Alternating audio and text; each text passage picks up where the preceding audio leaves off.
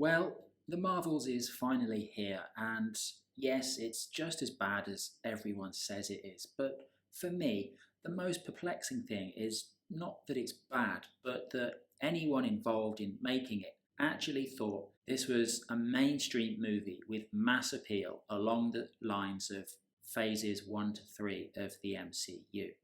This is clearly Disney Plus children's movie that somehow worked up a cinematic release. If you think back to the early MCU movies like Iron Man, Captain America, Thor, there's no trace of the more adult tone of those movies. It's very immature, it's very childish, it's the epitome of the Disneyfication of Marvel that's happened over the last few years.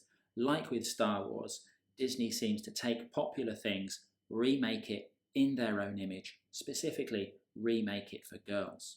And honestly, I can't see anyone over the age of 12 genuinely enjoying this as a movie. This is the first MCU movie I've watched since Doctor Strange. I think Doctor Strange Multiverse of Madness is a pivotal movie in the development of the MCU. So there you've got the legacy character, Doctor Strange himself. You've also got the new Disneyfied character, America Chavez. Towards the end of Multiverse of Madness, Doctor Strange basically says, "Hey, America Chavez, you're awesome. You exist, you're awesome, you can do it." And she does.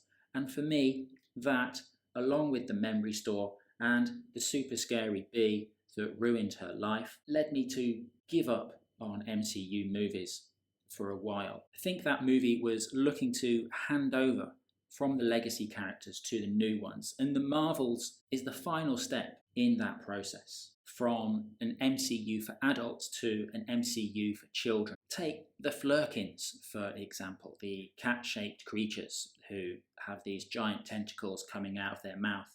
They're cute, but they add to the Disney Plus feel. This is just not a movie for adults. There's absolutely no stakes. Take the villain, Ben. She doesn't come across as scary. She doesn't come across as intimidating. She comes across as a jaded, tired corporate middle manager. Now, Zor Ashton, who plays her, is fantastic as Vod in the sitcom Fresh Meat. I'd recommend you check it out. The MCU, to be honest, has always had a villain problem. Think of Mads Mikkelsen, who was wasted in the original Doctor Strange movie. But here, there's just no sense of menace. There's just no sense that anything could possibly go wrong. On the flip side, if I was looking for positives from the movie, it would be Iman Vellani, who plays Miss Marvel. She's very charismatic, she's very likable, she's got a sense of fun and enjoyment that comes across as very early MCU.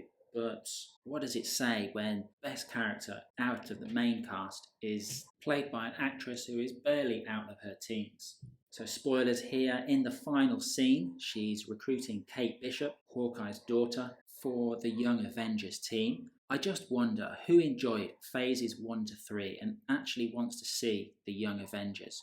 Just shove it onto Disney Plus. Do it on there. The people who like it can subscribe. One of the many places where the MCU has gone wrong is mixing up the movies and the TV shows to such an extent. This movie, it's a sequel to Captain Marvel, it's a sequel to WandaVision, it's a sequel to Miss Marvel.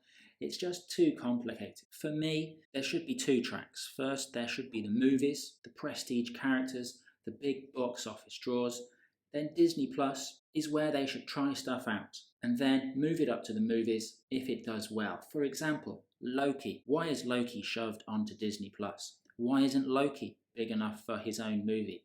Perhaps with Thor, who had his own movie come out last year. It's absolutely inexplicable why Loki would be relegated to Disney Plus after he was received so well in the films. So overall, I think this is the epitome of the decline of the MCU. Complicated plots, the insistence on making every movie about the end of the universe, the relentless use of the multiverse, the one-dimensional characters that rely on inherent characteristics, the end credit scenes that just don't have the impact they used to. So spoilers again, in this one, Beast from the X-Men arrives rendered in what looks like 20-year-old jerky CGI. It's very janky, the movement isn't very good, and as I've mentioned in previous videos, there's no longer any excuse for poor CGI. Look at recent films like The Creator or Dune.